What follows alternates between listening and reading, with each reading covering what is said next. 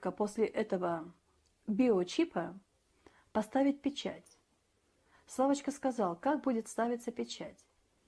Они придумают мировой паспорт, будут давать его всем. Это будет маленькая, серенькая, и Славочка сказал, очень симпатичная пластиночка. И когда люди будут за этим паспортом мировым протягивать руку, как правило, правую, то аппаратура будет рассчитана так, что человек или правую руку тянет за паспортом, или подставляет лоб, наклоняется. Где как он будет, сказал, где какая обстановка, будут выдавать же по всей стране, по всей земле. Вот. И он сказал, что, как правило, на правую руку в области запястья будут ставить 3 шестерки изотопами, лучами от этой аппаратуры, или на лоб. И Славочка сказал, принявших печать, вот такую, то есть тянутся они рукой за мировым паспортом, им в это время ставят печать. 3 циферки, 3 маленькие шестерочки, на лоб или на правую руку. И Славочка сказал, Бог никого не простит. Мне один священник сказал, ну мы оправдаемся. Я говорю, батюшка, это ты сказал. А Славочка сказал, Бог никого не простит из принявших печать, вообще никого.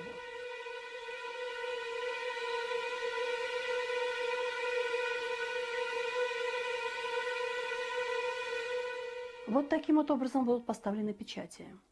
И Славочка сказал, что потом пройдет какое-то время, и люди начнут челками прикрывать свой лоб, станут носить длинные рукава, потому что проснутся однажды, а у них 3 эти циферки на лбу светятся зеленоватым цветом.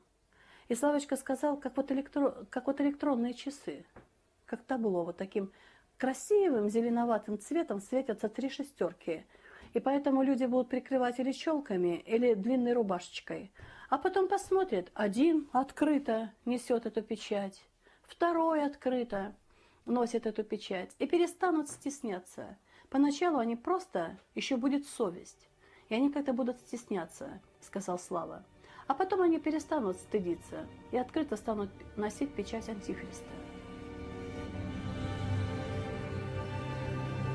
Когда все, что вы будете делать, будет привязано к одному номеру, и вы уже не сможете платить наличными, вас можно будет лишить гражданства, просто выключив чип.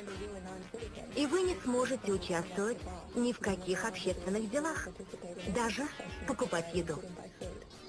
Для таких людей сейчас и разрабатываются такие технологии. Это сейчас я вижу.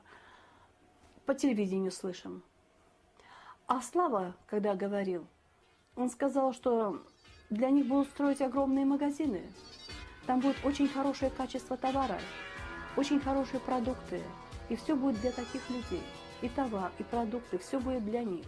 А для людей, не согласных с такой системой, для них еще будут, говорит, какое-то время магазины, но у них будет все дороже, качество товара все хуже. А потом Славочка с таким удивлением и сказал, мамочка, такая дорогая курица? Он очень удивился. А потом Славочка сказал, эти люди, которые зашестерятся, слово такое было у Славочки, зашестерятся, зашестеренные. Вот потом вот эти люди, которые зашестерятся, Славочка сказал, они еще какое-то время не будут такими злыми. Они постепенно станут очень злые, сказал отрок. Но перед этим они еще постараются от своих продуктов что-то дать бедствующим людям, родным своим, которые не приняли печати. Но люди, не принявшие печать, не смогут проглотить даже кусочка, потому что Слава сказал, или их вырвет обратно, или они просто не смогут проглотить. То есть пища для обыкновенных людей это уже не подойдет. Люди ее не могут есть. Про еду, которые будут есть зашестеренные люди, Славочка это назвал зашестеренные люди, он сказал, что на каждой маленькой печенюшечке, на каждой маленькой конфеточке, отдельно на каждой будет стоять 3 шестерки, 3 маленькие циферки. И сейчас это показали по телевидению. Уже эта пища есть. Показали поросят, что их вырастили, они стали большие, белые. Вот эти свиньи, большие белые, чипированные. И они по контуру светятся зеленоватым, таким приятным цветом. Я когда увидела, я не могла поверить своим глазам. Это все то, о чем рассказывал Слава, но он говорил о человеке. Что человек будет светиться зеленоватым цветом, и что есть он может вот эту продукцию. А нормальный ее есть человек, не зачипированный, не сможет даже проглотить. И поэтому он сказал, что люди, которые даже перетерпят, не примут печати, потом соблазн будет такой. Он привел такой пример. Вот человек сам себя уговаривает, что я только зайду в этот магазин и посмотрю, чем там кормят вот этих людей, что у них там есть.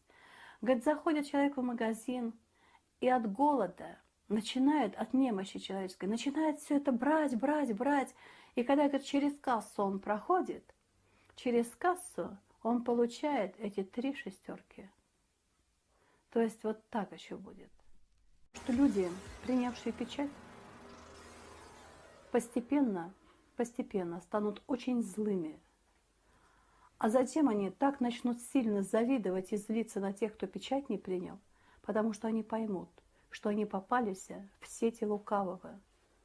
И они начнут завидовать и злиться на тех, кто остался без печати. И эти люди вынуждены будут скрываться от своих родных. Вначале добровольно будут принимать печать, даже просить. Затем в общей массе принудительно начнут печать ставить. А потом просто вылавливать будут тех, кто без печати. Потому что, как я Славочку поняла, будет идти сигнал на эту микросхему, и должен идти ответ. А так едет человек или идет.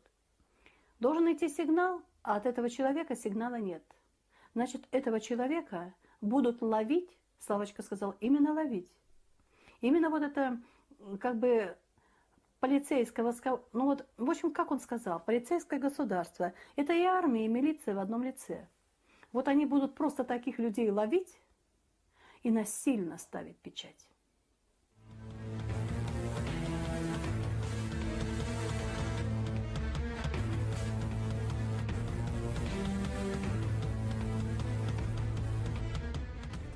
Вот которые примут печать, они будут как бессмертные.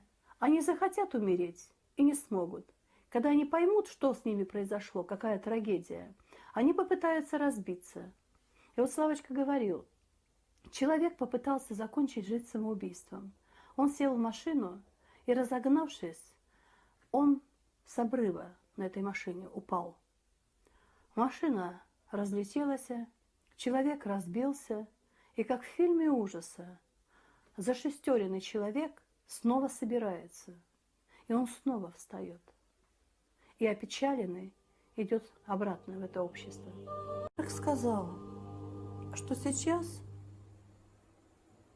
люди, устоявшие, не принявшие чипов, не принявшие номеров сатанинских, они, если устоят такие люди, они спасут весь свой род. Потому что отрок сказал, что сейчас идет подсчет всего своего рода, всех родов.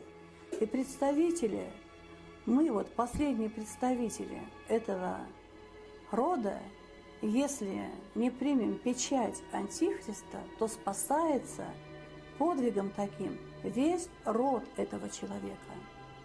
Вот так сказал отрок. Поэтому вот такая жуткая трагедия, когда люди, принявшие печать, станут именно вот такими людьми. И Славочка снова сказал, он часто говорил, что Бог никого не простит, он предупреждал. Он пришел, чтобы именно предупредить, сказать, что именно это последнее время, что именно это сатанинские номера, что именно это его печать, и что Бог никого не простит, пусть даже не надеются. А я говорю, Славочка, как надо понимать, Вот здесь написано, и последние станут первыми. Он мне ответил, так, мамочка, и надо понимать, что те люди, которые не примут чипов, они не примут и номера.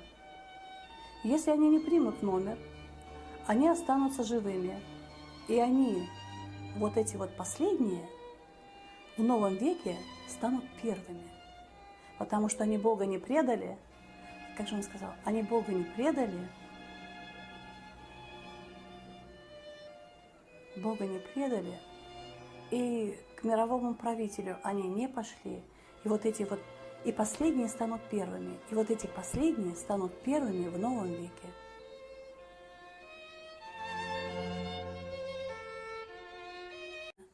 Так вот, на моем опыте чипированные люди, от них попахивает покойничком, от них идет какой-то холодок, и их уже сразу видно. И поэтому спрашиваешь человека, у тебя чип?